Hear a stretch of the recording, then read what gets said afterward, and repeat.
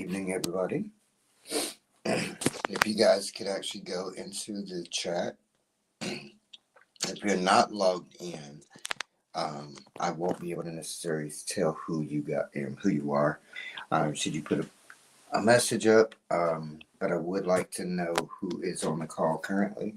So if you could just, for those of you that are watching via YouTube, if you could just go into the comment section and add, just put your name in there. First name is fine.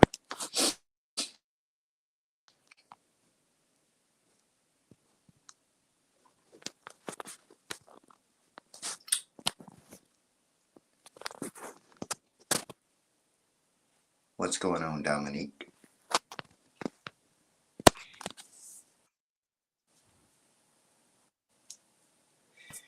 Hey, Antonio.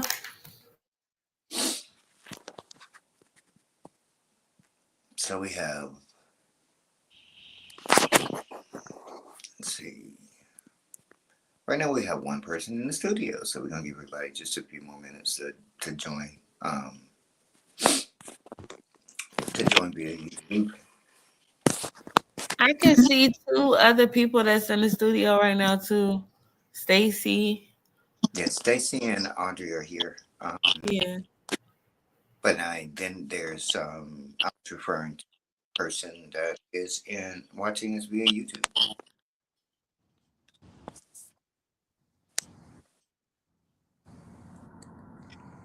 I don't have a way of checking to see who that is from here.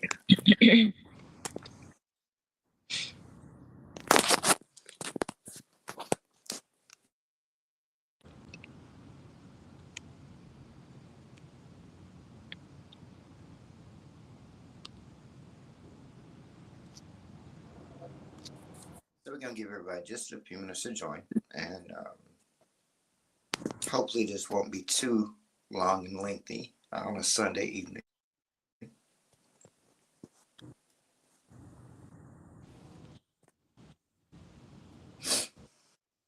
So while we're waiting, I want to talk to you guys a little bit about the biggest key points in the financial literacy or the financial fitness adventure, which is a financial literacy program. It's a total mindset shift.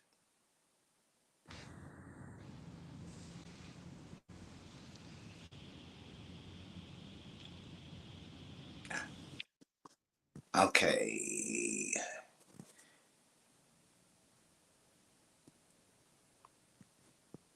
Nadine, can you post in the group for me not to go to the Google Meet link, to go to this link?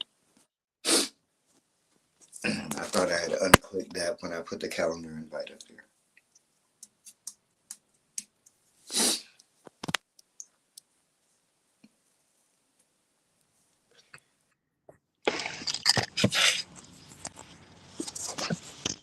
Thank you.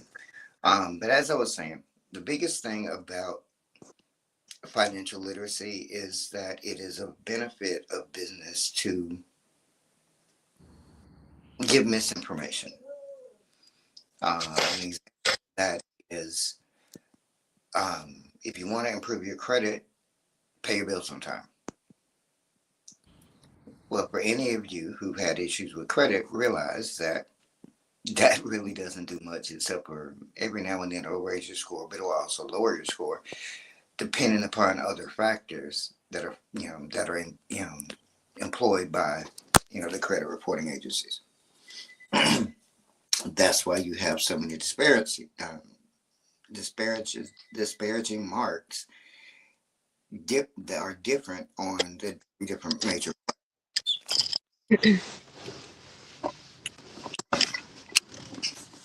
So as we get the other people in, we'll actually talk a little more. We'll actually get into the actual program itself. But what I want you guys to think about it from a standpoint of, it's a mindset shift.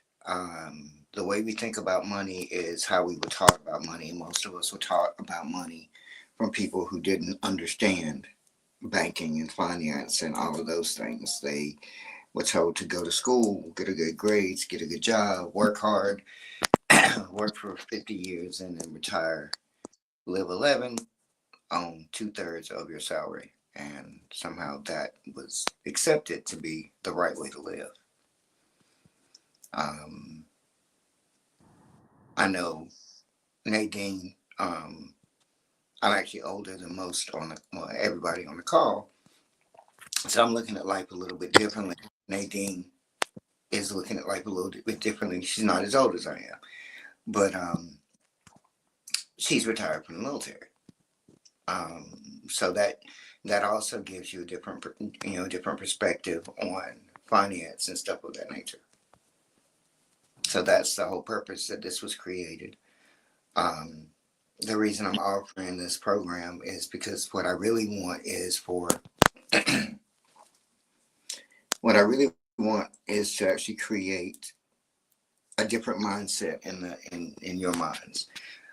Most of us will be touching money in amounts that we've never seen before at one time. Um, Literally, some of your salaries is actually gonna be greater than even some of the cast members' year annual salary. And this is what you guys are going to be making in a matter of a few months. So that's the purpose for being here. It'll be a great opportunity to employ some of these services, these tricks, these tips into your life to really create an opportunity for financial independence, with the opportunity of building wealth and a legacy. So we have one other person that's just joined the call, I believe, via YouTube. If you could actually text your name in the comment box or the chat box.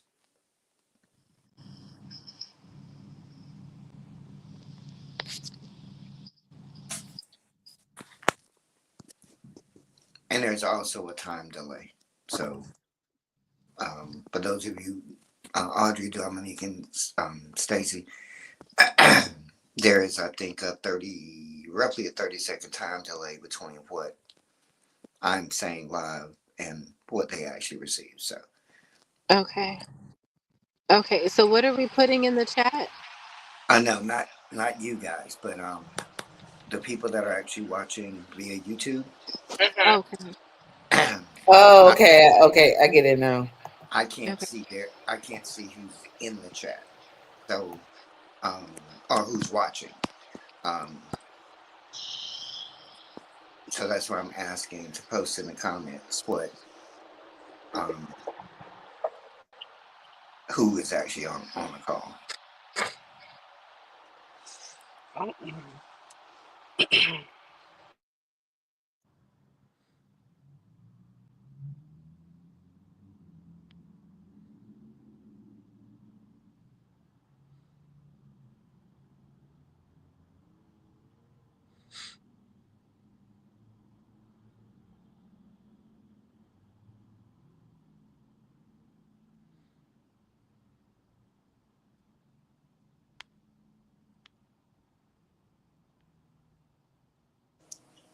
Forgive me for not having my camera on. I'm actually moving around. I do apologize. My daughter and granddaughter were headed up here this afternoon to see us, and when she should have been here, I get a phone call, and she's sitting on the side of the road with a flat tire. So I've spent most of my afternoon helping them out with getting that together and getting them back on the road, and they just finally left. So please forgive me for not being stationary. I didn't want you guys seeing a whole bunch of bouncing Sorry, around. guys. I don't know if it delayed my call or not. I just had a call come through, so I don't know if it interrupted my connection, but I'm No, here. I see you. You're still here, and we can hear you.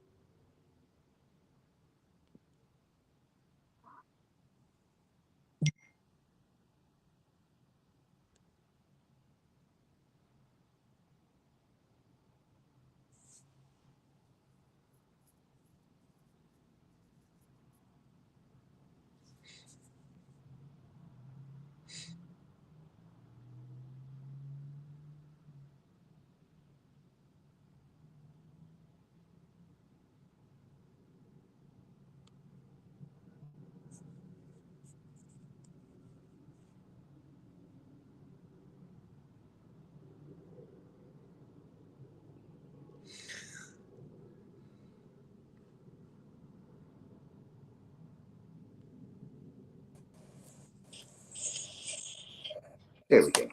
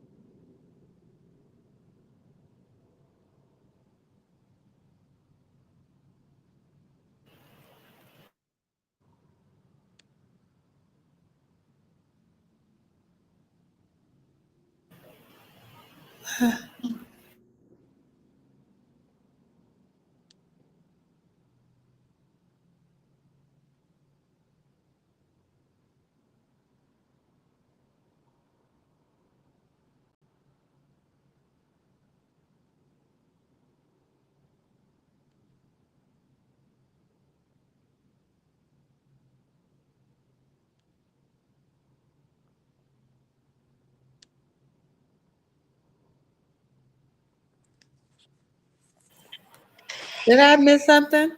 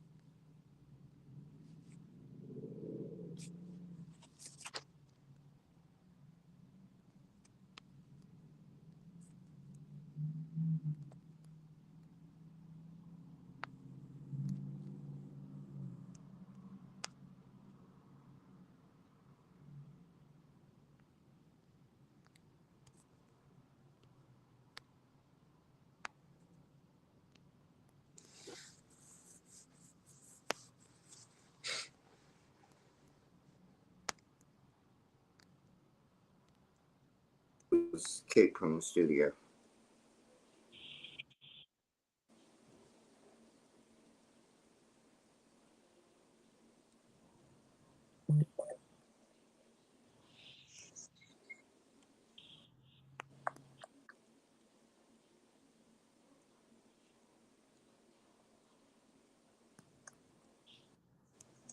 Can you guys hear me?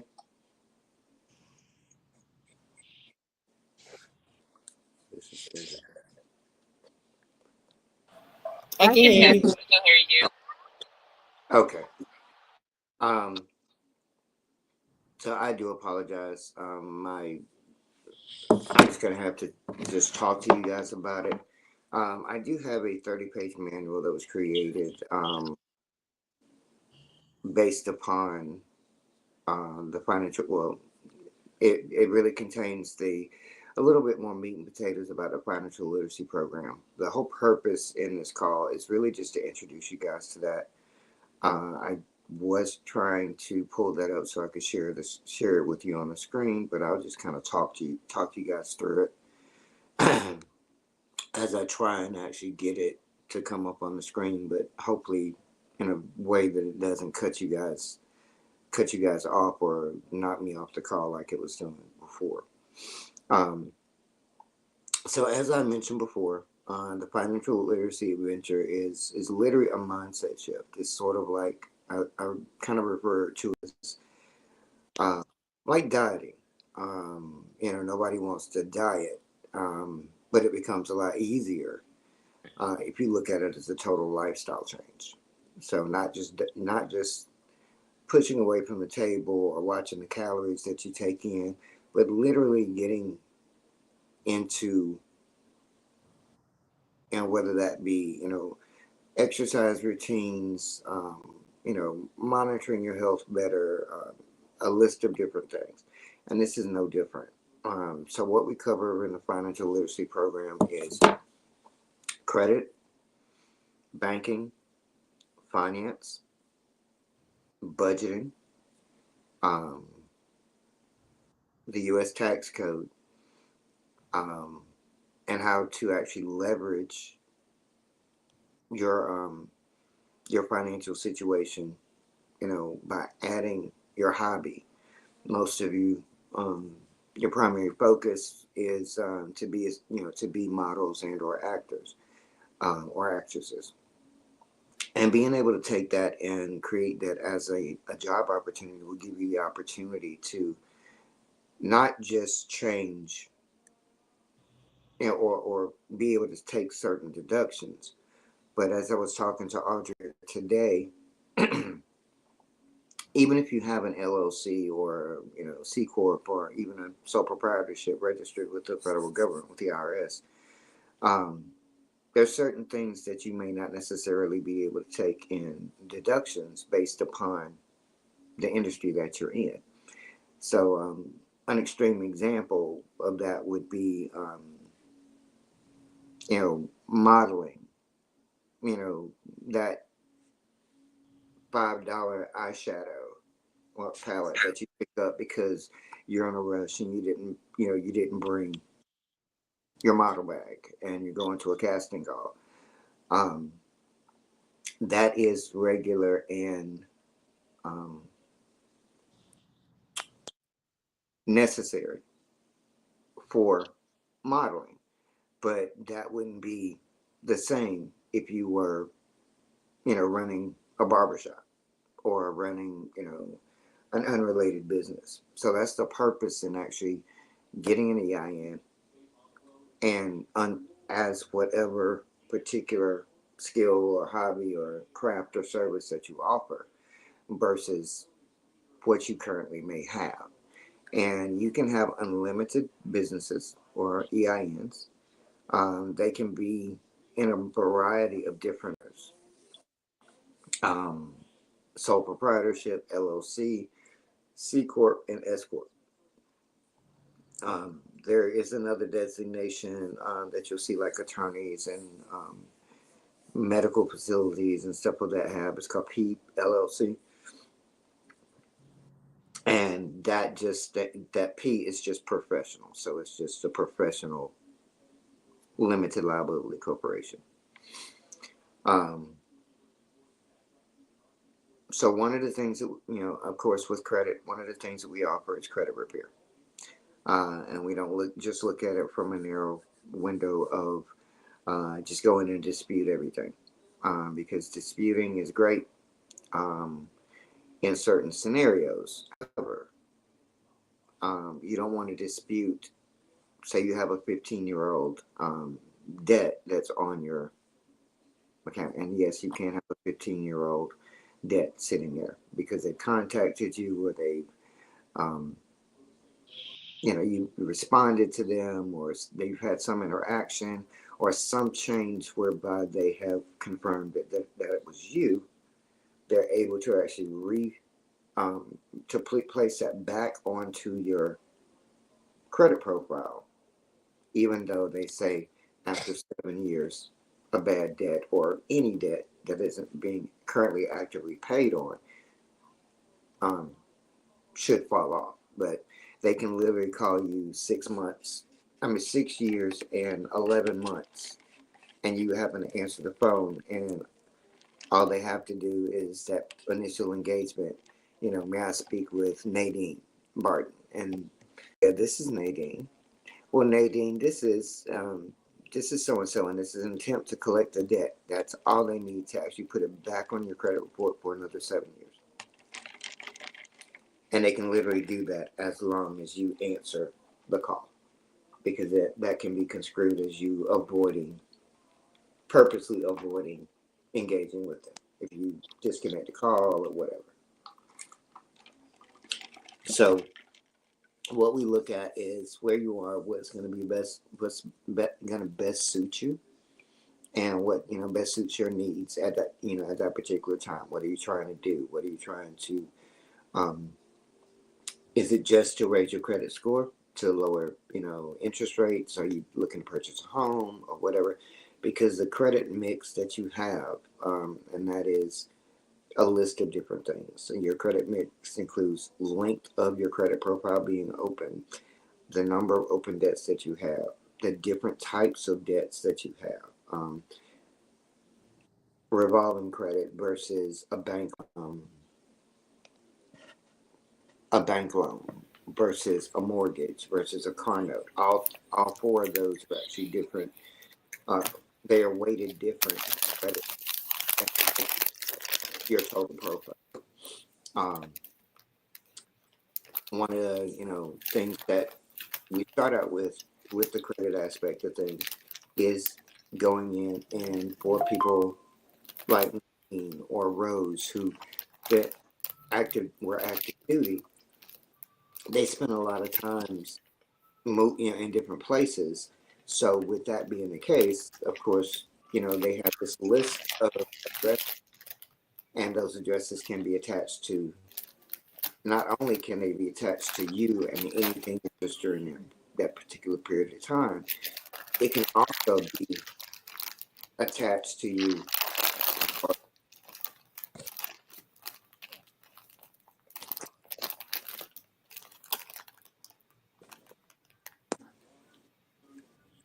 It can also be attached to you as people that have lived in that residence, and they'll put down that they lived. Let's just say it overlaps with the time that you lived in the time that you moved on paper, because they put the wrong date in. Maybe you put the wrong date in for somewhere you lived 10 years ago or something. Sometimes the credit bureaus, because they're not getting this information from the apartment complex or directly from the finance, they're getting it. Somebody's eating chips or something, and I hear that. So could you mute your phone, please? Thank you. So that can also affect your credit.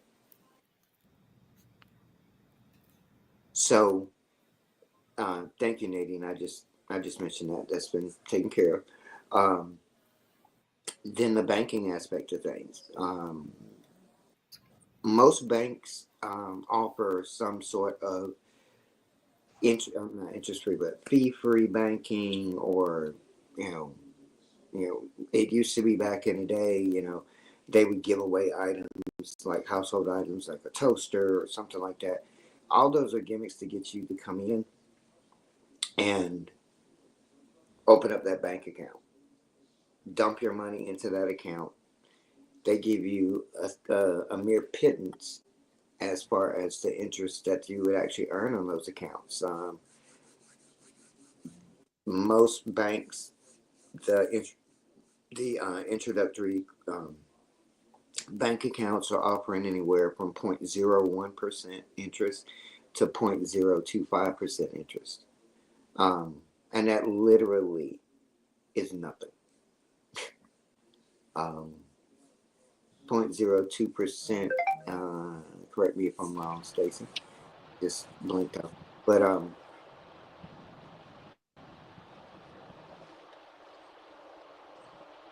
can you hear me now, Stacy? Can you like get her to be quiet because I got to talk?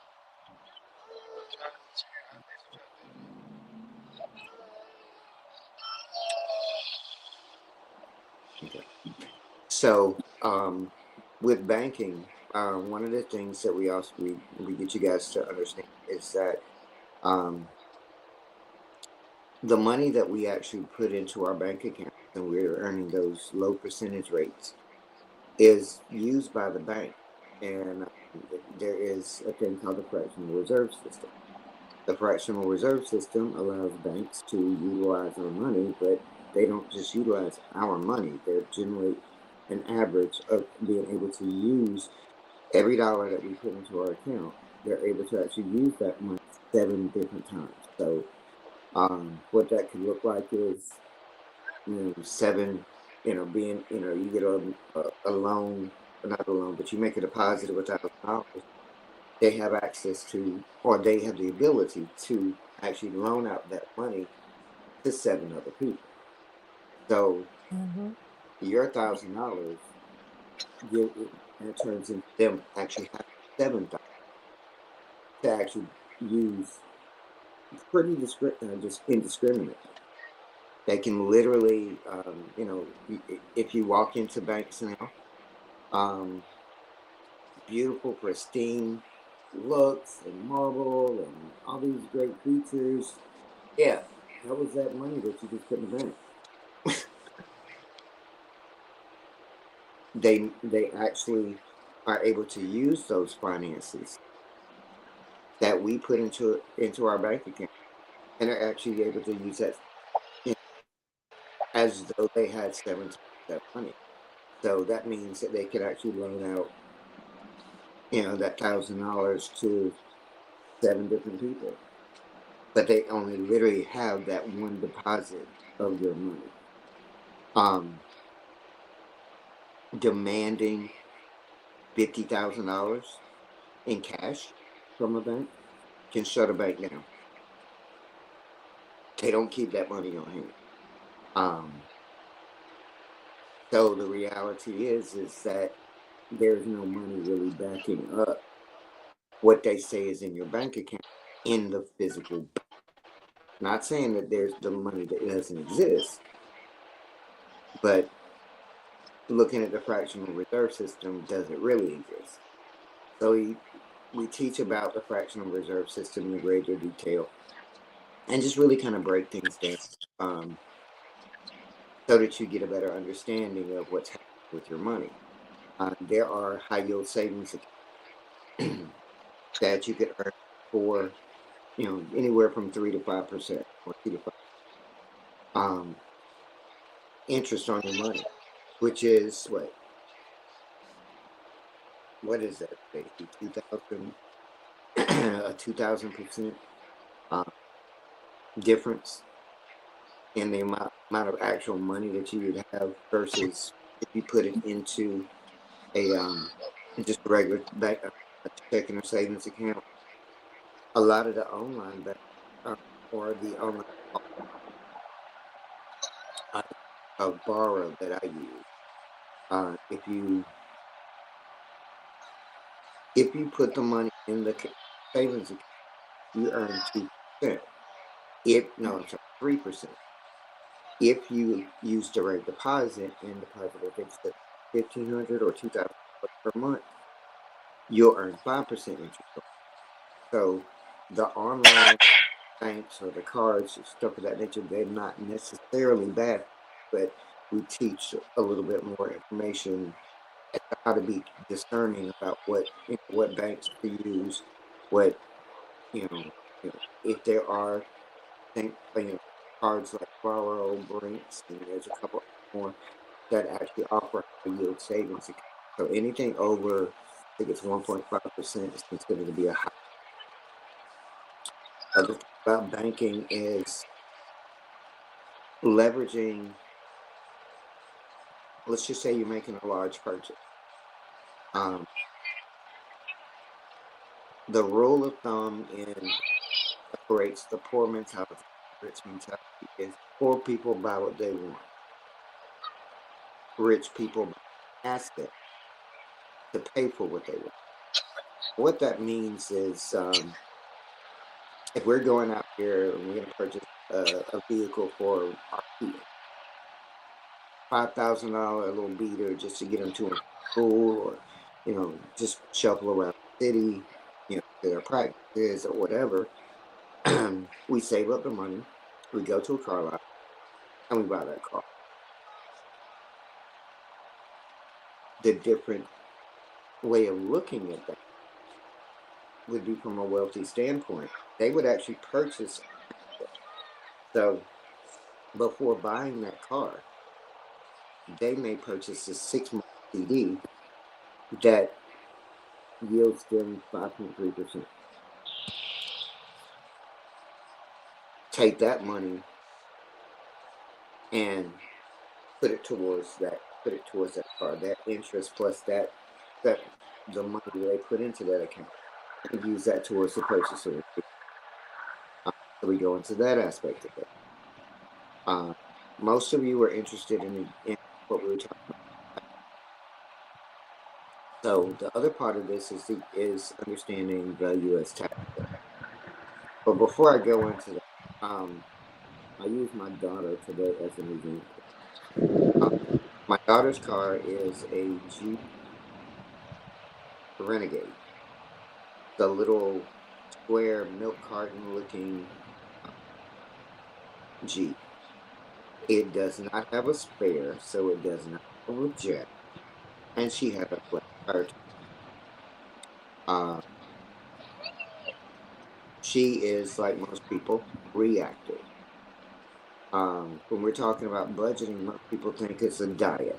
It's okay, I can't go here, I can't do that, can't, go to, the movies, or, whatever you might do for entertainment. What the budgeting app will actually teach you how to incorporate your budget so that, as I mentioned before, it is a lifestyle. It's not just simply, I'm going to cut back here. And can I chime in for just a moment with that, Mr. Absolutely. Antonio? Absolutely.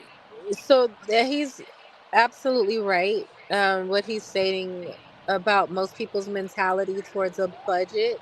Budgeting is not really something that most people get too excited about. Um, but as he mentioned earlier, it is a mentality shift. Whereas you go from, a lot of people don't really understand the purpose of a budget. So instead of going through the month and then getting to the end of the month and you're like, well, where did all my money go? A budget goes from it helps you shift your mentality. So it takes you from where did my money go to telling you, or telling your money where to go, so that you essentially have more control over whether you're getting a little in or whether you're getting a lot in. You have control over what's happening. And once you actually understand the concept of the budget and what it's supposed to do for giving you control over your money, as opposed to your money having control over you, is where the goal of the financial literacy program is trying to direct people towards.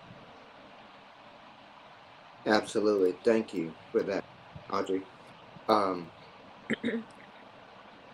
there are a couple different methods.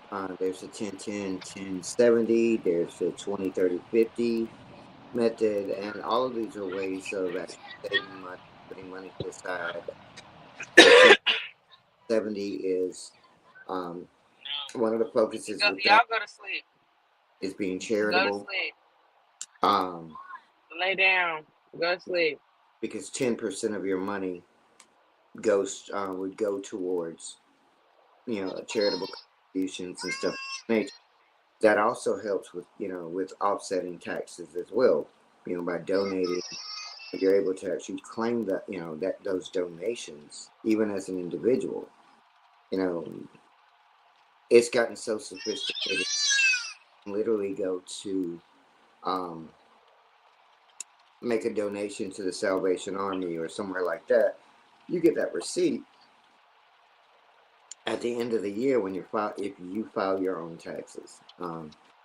You'd actually get an opportunity to see, and they'll see, well, how many shirts did you donate? How many pairs of socks did you donate? And it's literally broken down per item, and there's already a dollar amount that's there. Um, that gives the value of whatever it is that you donate. Um, so I mean, technology is actually great in how that that kind of keeping track of things and maintaining a budget. One of the other methods that I teach, and I don't know that there's necessarily a rule or a name for it, but my main way of budgeting is actually by utilizing a credit card.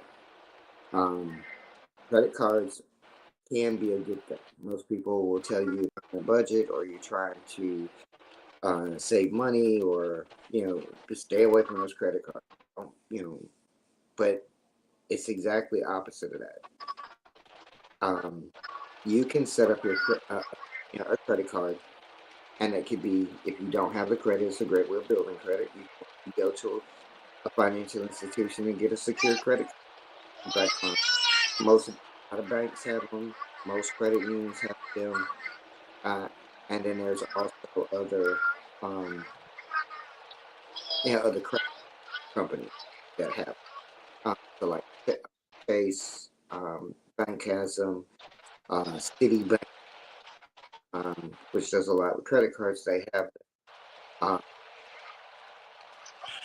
and what you want to do is you want to set up that card with a limit at least equal to your monthly expense. Put all of your monthly expenses into a situation or system. Pay all of your bills each month with your credit card.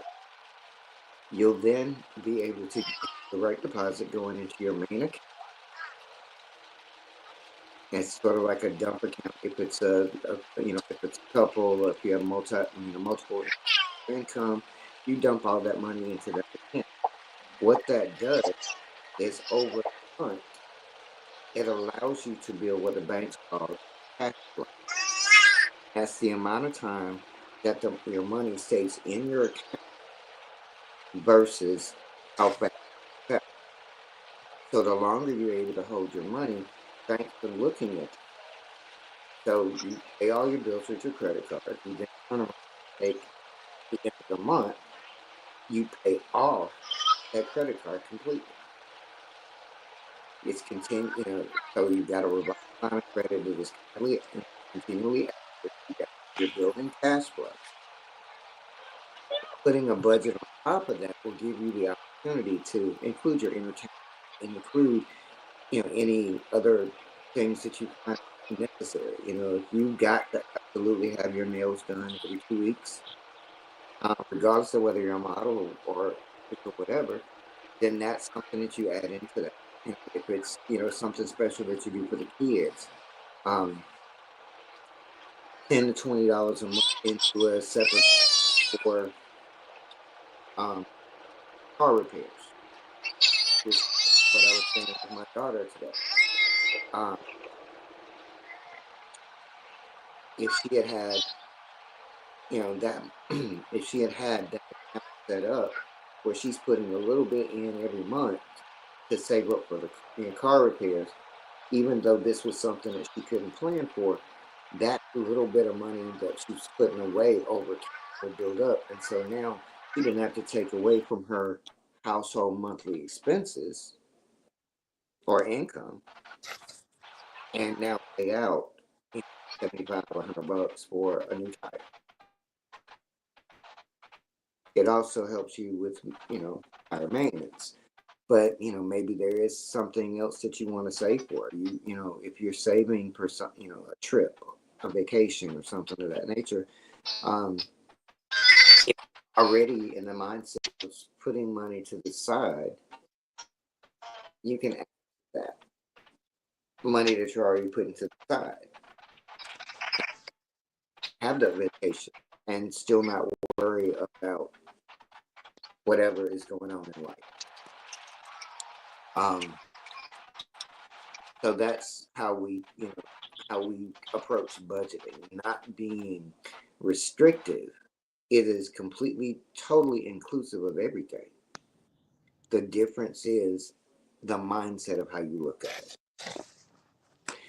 Um, then, of course, there is the U.S. tax code, and I'm gonna go over that. And then after this, we will, you know, if there's any questions, we'll bring you guys in and talk to you about the taxes. But taxes are really a an individual case by case scenario. So I can answer general questions, but my situation is not going to be Audrey's situation, which is not going to be Dominic's situation, and so forth and so on. So there's only a limited amount of blanket information about your specific taxes. That would be a one-on-one call. But the U.S. tax code is a set of rules and regulations that's established to govern uh, how businesses handle their taxes. Um, Most of us have realized, you know, companies like Amazon, they don't pay any taxes, but we're beaten to death on a daily basis.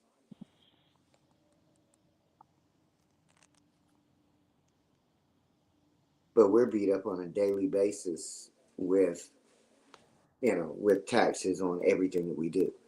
Leveraging the U.S. tax code will allow you, you know, first and foremost, it is only available to businesses, which is the reason I mentioned to you guys about the EIN.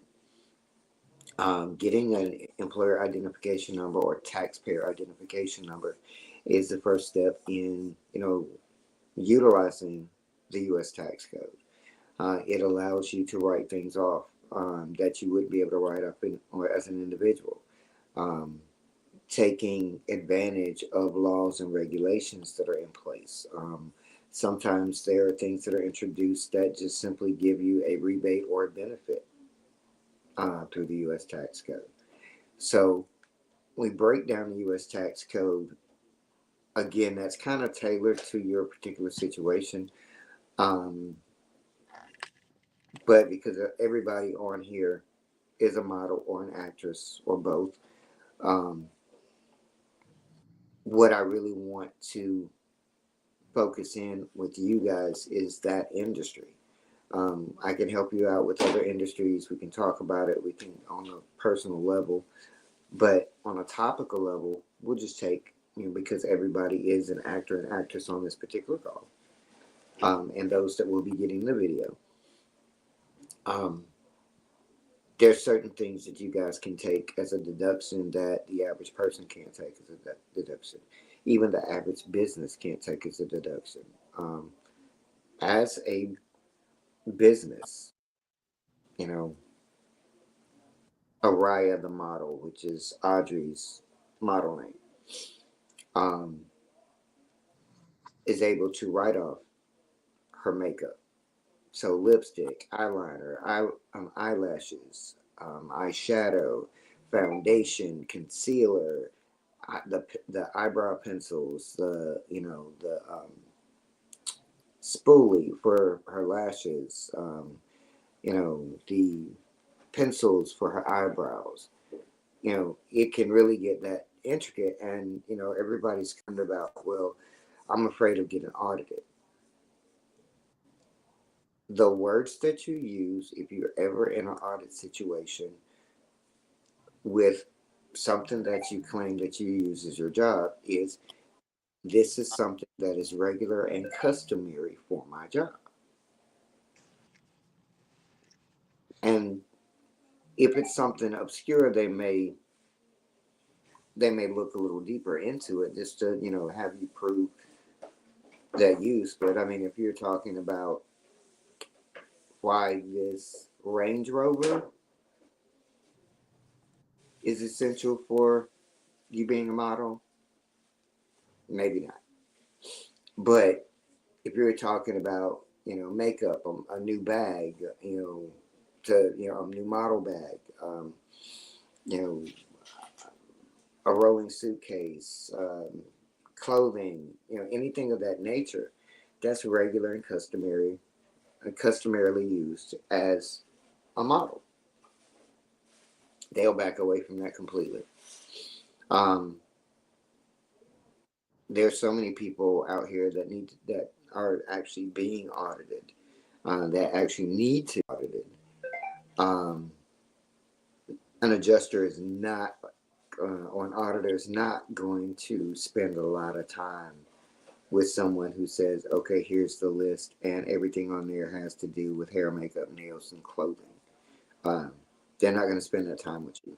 They're going to say, okay, and you're saying fair and customary, they'll walk away. They'll leave it alone because at the end of the day, they've got people who are actually committing crimes against the government by concealing major items and millions of dollars. So that's something that we've been taught that scares us.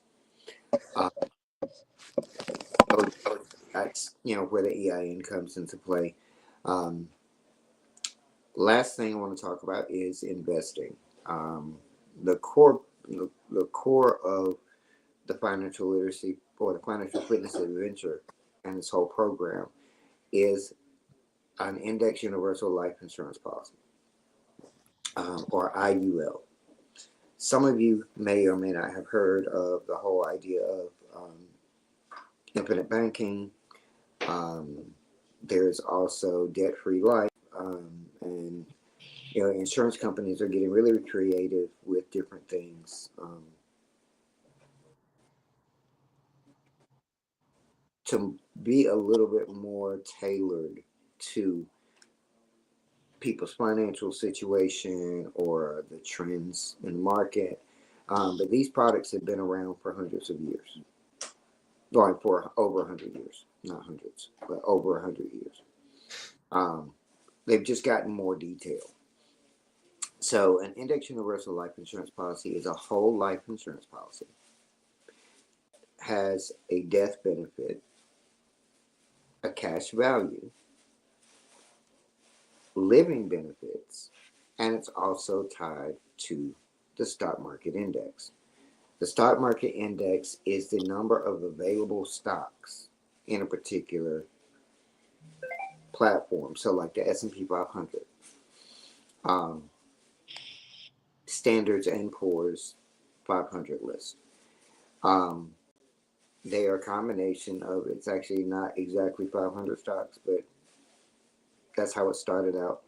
Um, and what they look at is the average of the companies that are within the S&P 500 or Standards and Poor's, um, and the amount of stock that is available for each company. That's then averaged out. They come up with a index number. That index number with an index universal life insurance policy is the number that is actually used to earn interest on your cash value. There are a couple of ways to actually do this, and one is obviously the traditional way of getting a life insurance policy, whereby you would take out one that has monthly premiums. There are also life insurance policies that have one premium, which means you would put a large sum of money into this, 10,000 or more dollars, and depending upon what you're trying to do in that situation. But it also gives you the ability to actually put additional monies in there. So and maybe you want to do something every so often on a regular basis. a couple extra dollars here or there, or maybe you want, you get a bonus check or a large tax refund, and you get, you consistently are getting a certain amount every month, every year. You can actually dump that money into that account, just like you would a bank account. The difference is, the index is between ranges between 6% and 10%. That index is compounded monthly. So, for those of you that don't understand compounding, it means that the interest is actually earns interest. What we're more accustomed to is a traditional um, interest rate that is applied to, say, our bank account. We get that 5% broken down over 12 months versus with a but that's only on the principal amount. So whatever that principal amount is, that snapshot of how much your balance is. With an index universal life insurance policy, that index is actually compounded on the cash value plus the interest earned to date. So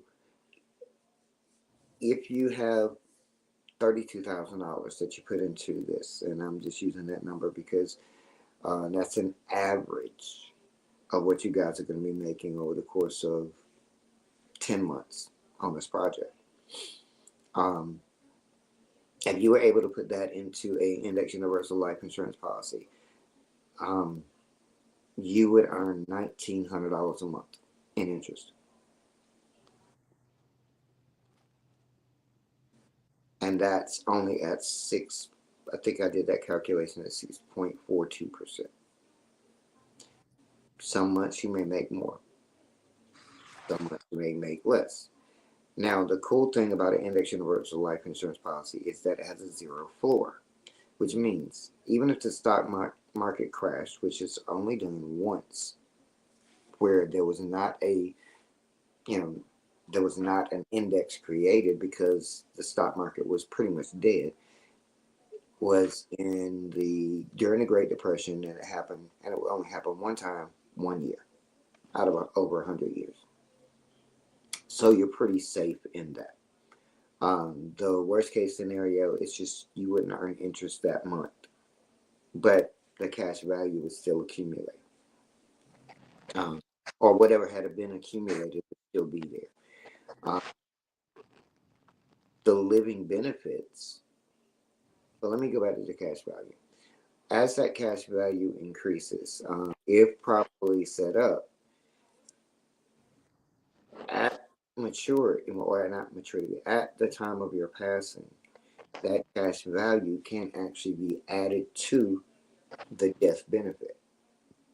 So at $32,000, a 37-year-old female, on average, this is not exact, everybody's situation is different,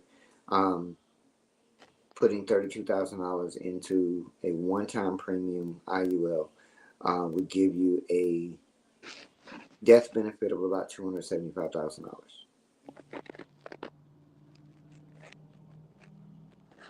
The money that you put in is now earning interest at anywhere from 6 to 10% on average, every month, compounded, so that principal deposit and the interest earned on that principal previously is actually then multiplied by that 6 to 10%, which gives you that monthly dividend, which is then added to that account. You can have that money just sit there and grow. You can have that money, you can pull out that money at your discretion. So if there's, big purchases, or there's other things that, you want to do, maybe you want to take a vacation once a year and you just make a little, pull a loan out at one particular time, you can literally schedule that. But you can literally treat that like your own bank by making deposits into the cash value of your life insurance policy. And then at the end of life, the beneficiary of your policy would then get the cash value plus the death benefit. One of the things, and I am a life insurance agent, so it's what was kind of cool to me, the first thing that we think about on average when we're talking about a death benefit, um, we're looking at the money, the money to have grandma a nice funeral at the church and to, send her off appropriately. But the first thing that I think Audrey learned as well, she's in South Carolina, I'm in North Carolina, so I don't know that there's a great difference in um, the training. It's all through, a couple of different companies that are national. But the first thing that I picked up on it, and I think it was in the first paragraph, life insurance creates an instant legacy.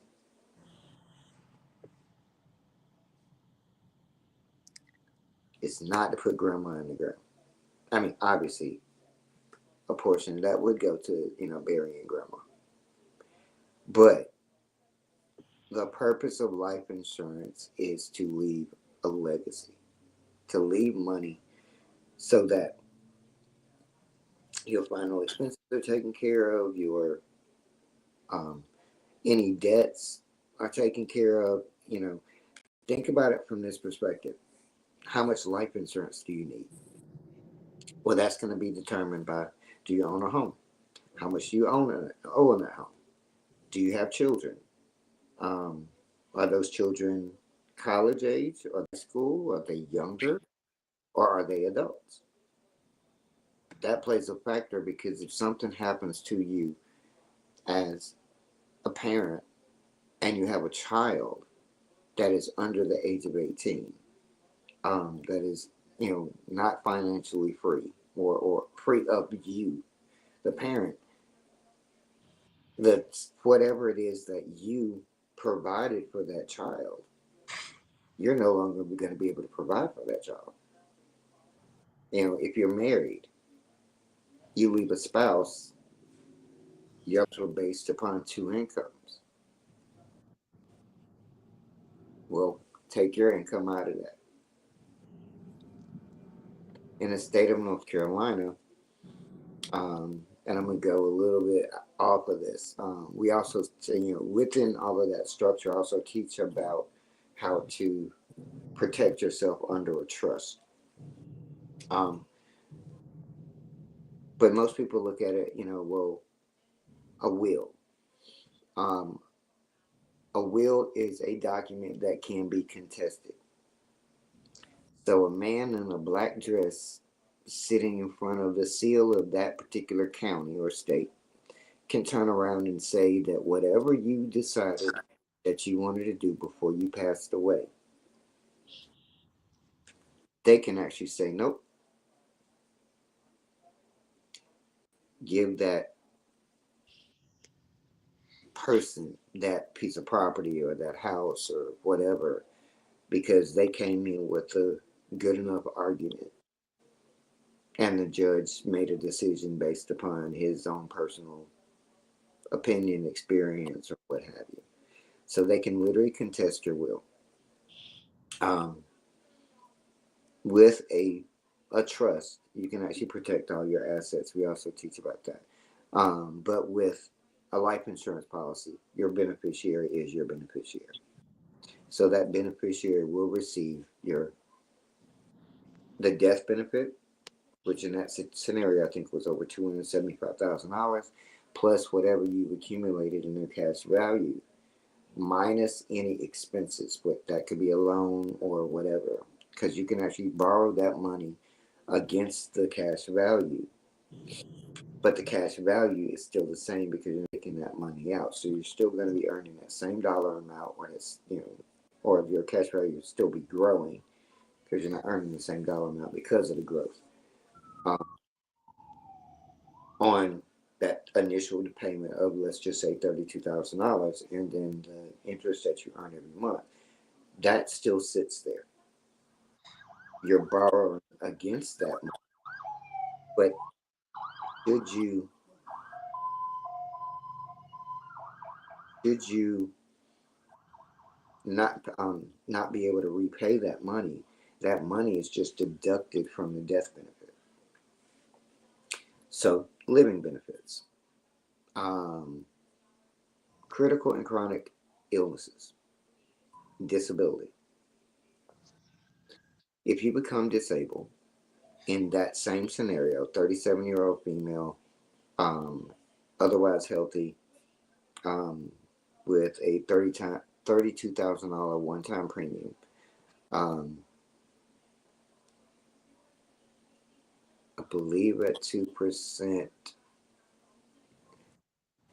of the cash value at 275 is somewhere around $4,000. That's an estimate. That is the death benefit. That is the disability benefit that you can actually pull from your life insurance policy. Critical illnesses, heart attack, stroke, you know, there's accidental death and dismemberment riders that you can actually add. So if you are in a car accident and God forbid this happens and you lose a limb, um, you can pull from your death benefit to actually, compensate you for that loss or aid you in your recovery. But it's your money, so you can literally leave it anywhere. But that's in a disability situation. That's $4,000 a month versus the average disability check is about $1,700 a month. That comes from the Department of the Social Security Administration.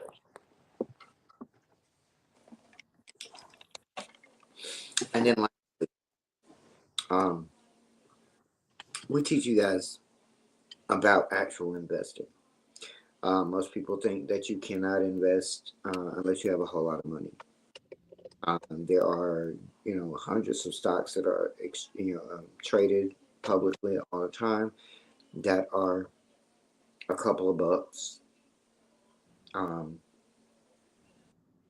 And some of these stocks, they're waiting on federal approval by, the FDA or the FCC, some governmental agency for a product or something that they created um, to go public. That's Microsoft. Microsoft literally hit the market at, I think it was 39 cents a share. Now just think if you had got, if you had $390,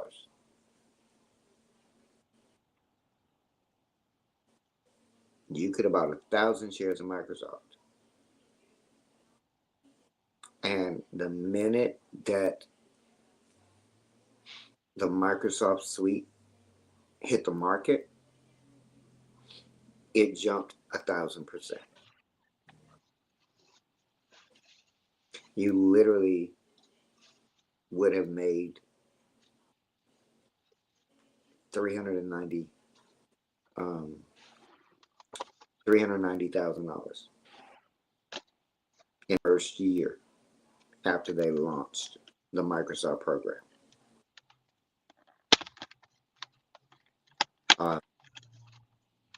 Bill Gates gave each one of his employees, he literally could not pay some of them or pay their full salaries. He gave them each one millionaire, multi-millionaires. And some of them still work for his company.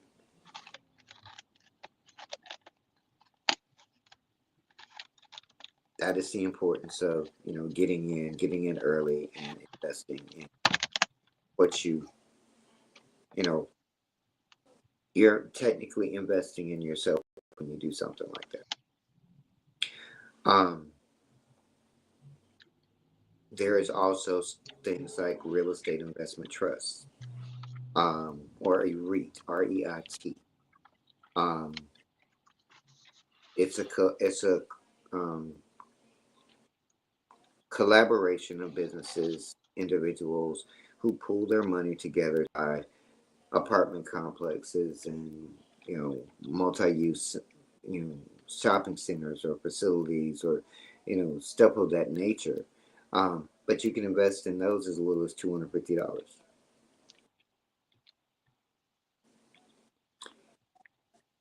The financial fitness adventure helps you get started in investing. And one of the ways that we also help you get started in investing is if you go to any brokerage firm, um,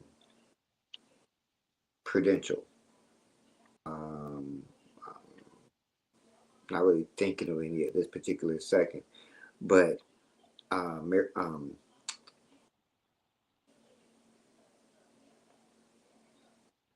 Audrey, if you can think of any, just throw it out there. Um, um, I can't remember, but anyway, if Of you go any bro, investment avenues or brokerages? investment firms, yes. I mean, there's several investment firms out there. You have Morgan and Morgan. You have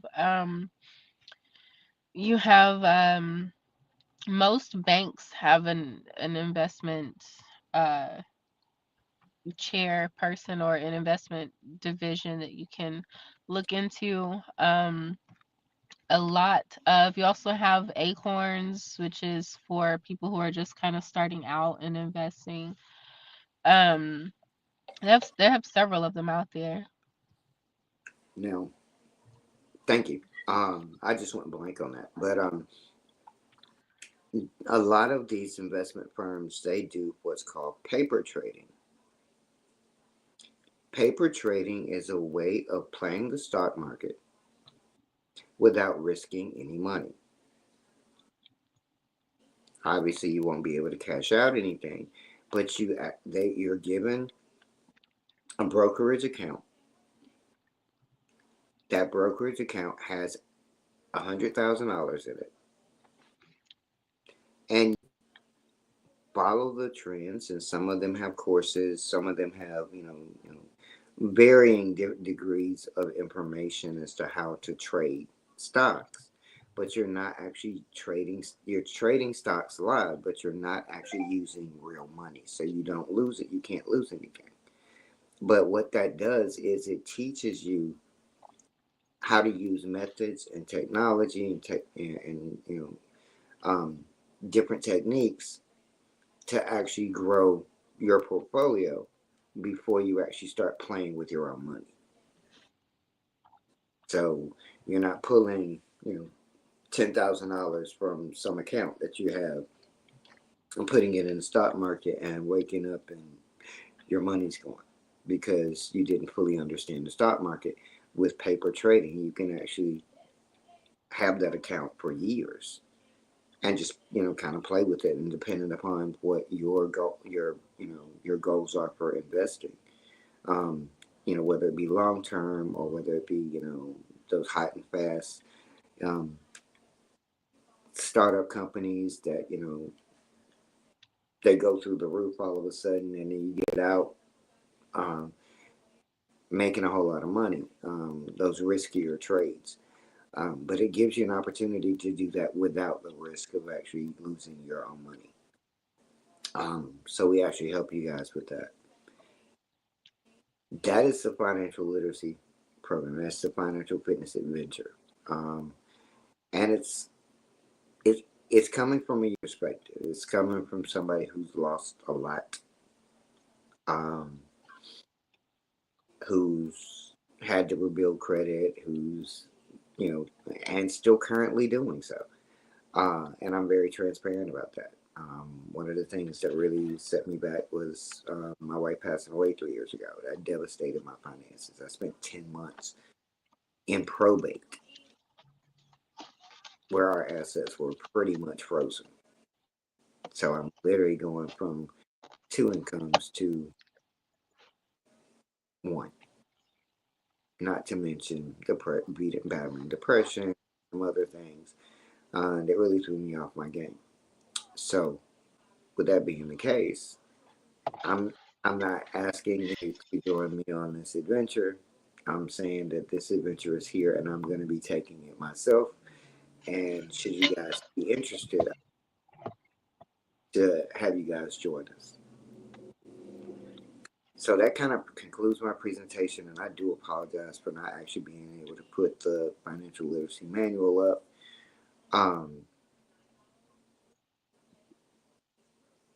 We have one person on the call. Who do we have on the call? It's alternated a couple times.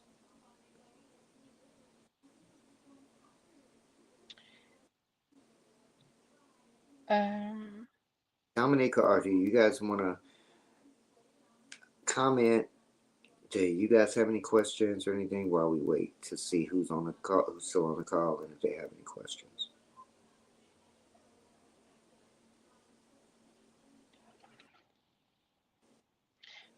Well, I just want to say, Mr. Antonio, just while we're waiting on that, I'll just kind of chime in with a comment that I think your personal experience um, with rebuilding your credit um, and having to go through what you've gone through with probate, and kind of the reality part of losing a loved one. I think that's something that we don't always think about.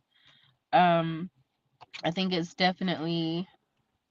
um, definitely a testimony that should be shared with people, especially younger ones who may have older family members who may not be so well versed in the current laws or current ways of doing things. And, of course, when they pass, who's going to be sorting through all of those things? It's going to be the younger generation.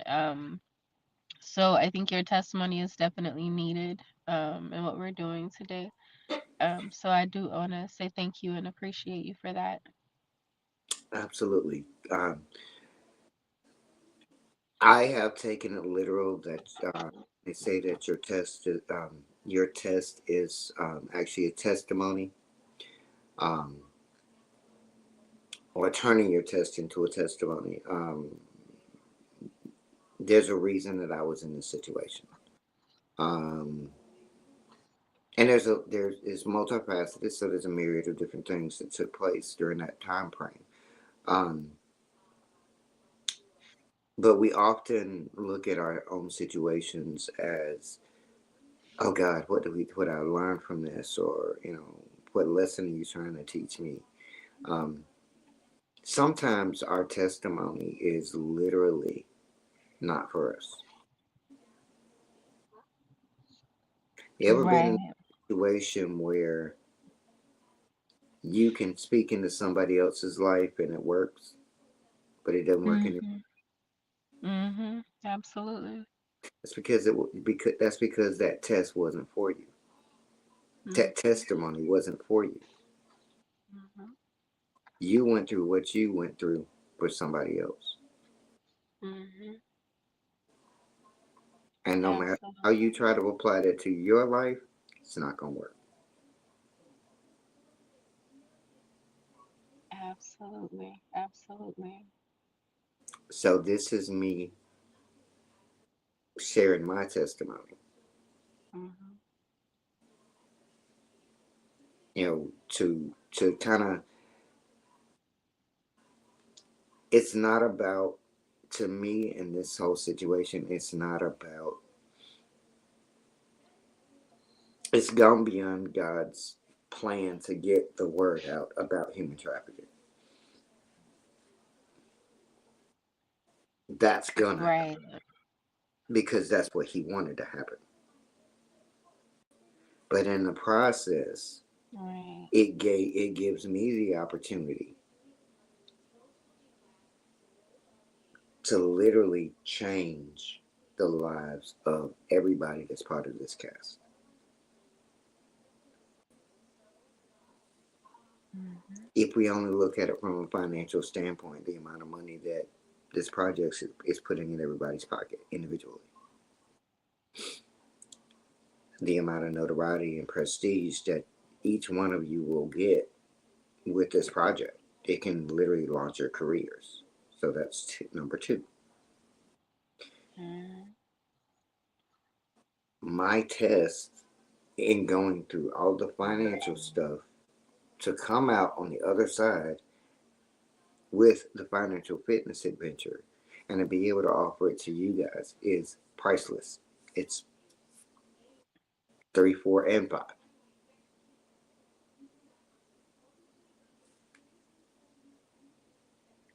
You can Absolutely. literally, I'm sorry, what'd you say, Audrey?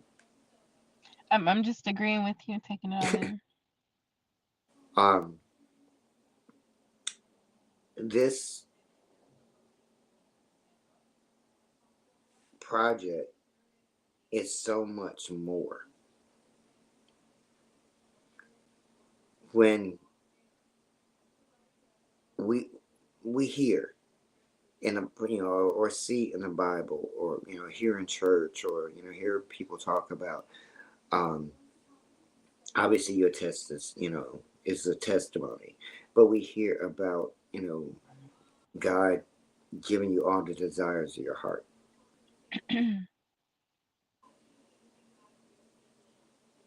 We don't Mhm. understand what that looks like. We don't understand where that is. And I've said this to a couple people before. If all you're used to is, I get up in the morning, I thank God for getting up. I'm able to get my coffee, my bagel, my donut, whatever it is that you have for breakfast. What a blessing. I'm Mhm. able to go out and start my car and drive to work. And lo and behold, I'm driving a long stretch of road with a bunch of stoplights, and 90% of them are green when I'm going through them.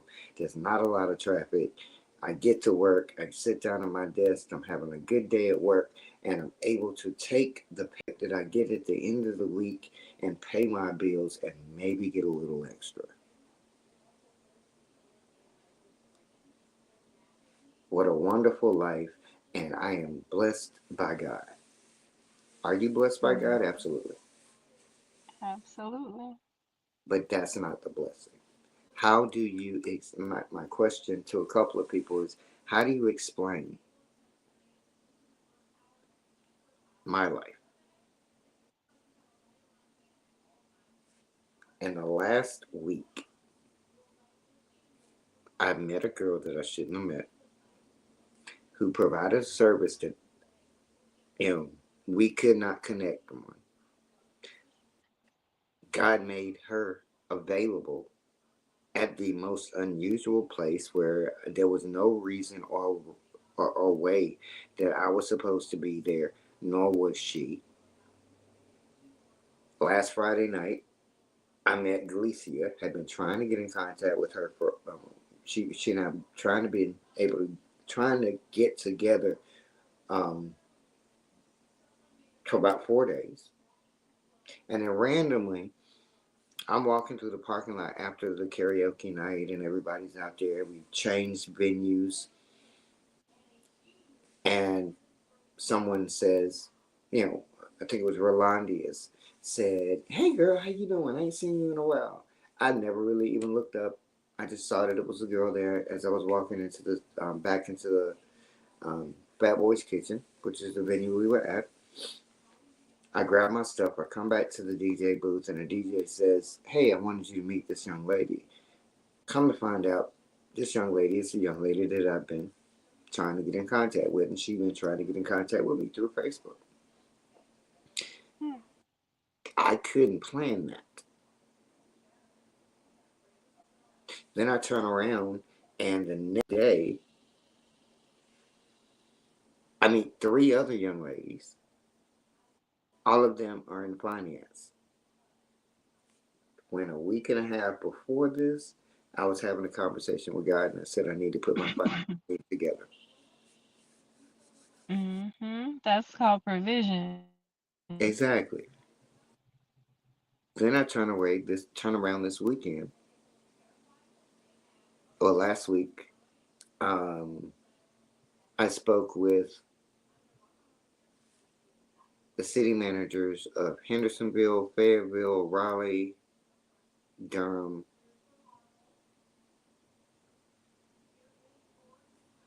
and Charlotte. I'm missing one. And the town of Selma. I was already in contact with her, but all of them are excited and ready for us to come into their cities and film. Just let us know what you want to do. We have a call with them at 11:30 on a Monday, the 23rd, the day before Christmas Eve, and Okay. they're super excited about whatever they can do to accommodate in selecting locations, giving us information about the towns, um, making things available to us. And then yesterday, I stopped off at the Chill Spot, which is in the script. Um, and the location that I was actually going to, they no longer are there. They moved to a better location. And Rochelle and we went to um, a fashion show that she was in Virginia. And we came back through Rocky Mount, which is where the chill spot is. And lo and behold, I turned the corner and sitting at the bar is Zabdiel Dewar, which is actually a distant cousin of mine, originally from Jamaica. Thick Jamaican accent too. Um, sure, give me a call on Monday. Whatever you guys need, let's do it. Without a whole lot of explanation. How do you explain that? As that's how to someone who thinks the blessing is waking up, getting their regular cup of coffee, and going to sit behind their desk. Not saying that's not a blessing to do, but we're now walking, and I say we because you guys are walking alongside me. We are walking into, as Audrey said, provision. It's not just about being blessed ourselves. The blessing is actually being able to walk with God, talk with God, to understand His word, to have discernment, um, to know what percentage of you to pour into other people. Those are the blessings. Now, what He's got for us is provision. The financial literacy program, AML, the amount of money that we're actually going to be able to put our hands on as part of this project. That's provision. And what that provision is for is we've been blessed with hearing His word, so we take His word and we've got the provision to go out and tell it to other people, to show it to other people, to be kind and generous and help other people in areas of their life that they didn't even need help with. To, Exactly. to be a vessel to those people for God. Mhm. So I want you guys to think about that. I'm not even asking you to join me on a financial fitness adventure. I'm not. It's there if you want it. If you're interested, let me know. Period. I'm not selling anything. I'm not trying to convince you of anything. Um, I realize that that is the method that God uses. God will have something for you. And it's something that you've been looking for, something that you've been asking for, and God will come and He will softly knock on the door. And sometimes we don't hear Him because we're distracted by the noise around us. That noise could be, it could be a bad relationship. It could be unruly kids. It could be, financial difficulties. It could be car trouble. It could be, housing. It could be, you know, a relationship with your parents. It could, whatever. You're so distracted that you don't hear that at the door. God's not going to scream. He's not going to yell. He's not going to force you into anything. He's going to be like, okay, well, she's busy. Let me come back later. And then he'll come back around. Hey, I'm over here. Can you see me? Oh, you busy? All right. And then walk away.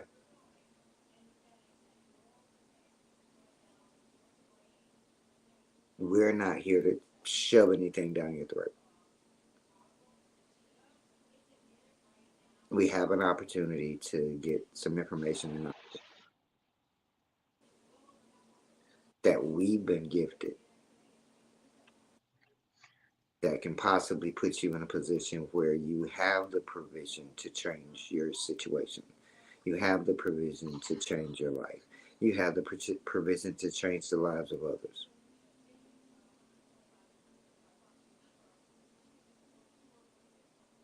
Now, whether you take the information that is given to apply it to your life, or you take the information you've given and you pass it on to somebody else that might need it, you might think that you're fine where you're at.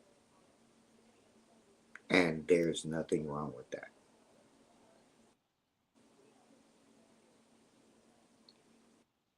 I saw a news program last week, and it was this lady who they were honoring her with an interview because she had been at the same Bojangles location employed for the last 35 years. And when they asked her, so what are your plans to do from here? She said, my hope is to work for Bojangles for another 25 years.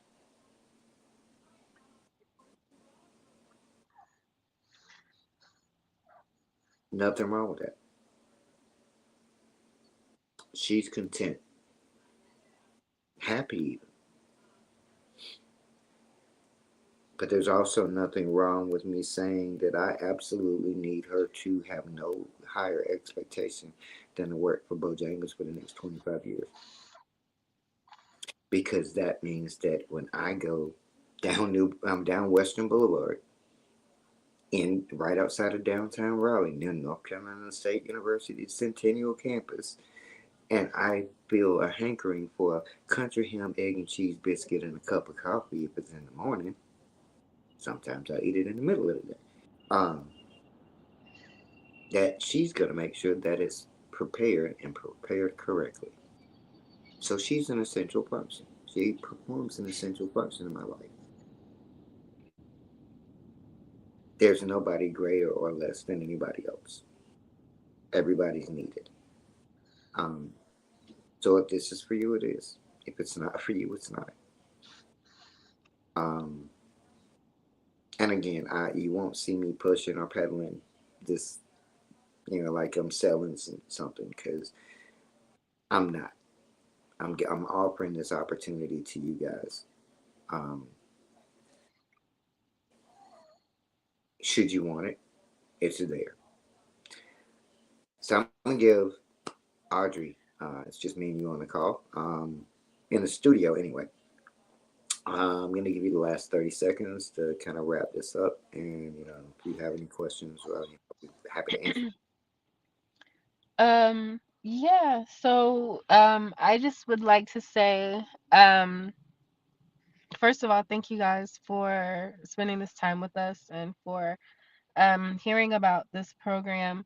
Um, if, Financial literacy is one of the key parts of living a balanced life.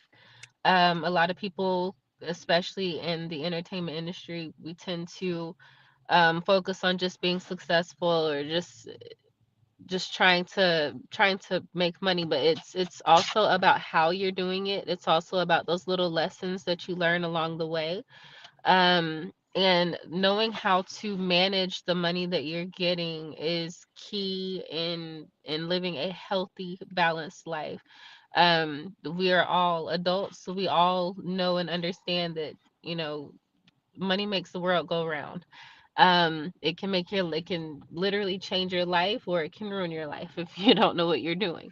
um so Mr. Antonio and I are very glad to bring our personal life experiences, and our education in this industry, and in this arena to help people who may not have necessarily received a lot of this training growing up. I know that I didn't. I've made a lot of decisions financially that, had I known better, I might have made better choices and things might have turned out differently.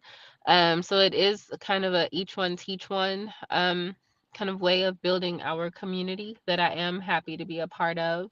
And looking forward to bringing the people on board who are ready and willing to reach for that education.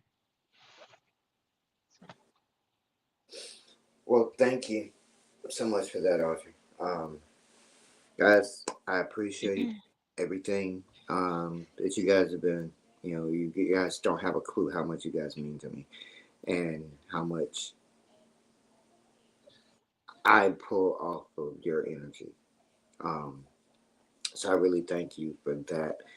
Um, Thank you for the time that you spent with us. A little right around an hour and a half. A little longer than I expected, but I wanted to make sure that I covered the basis on everything that we're offering. Um, Again, please feel free to reach out to me or Audrey um, about any questions or anything that you have. Should we just determine that that's something that is needed? We'll go over it in a group session. If it's more personalized, we'll actually do those individual one-on-one calls. Um, but I want to thank you guys again for being a part of AML, being a part of my life.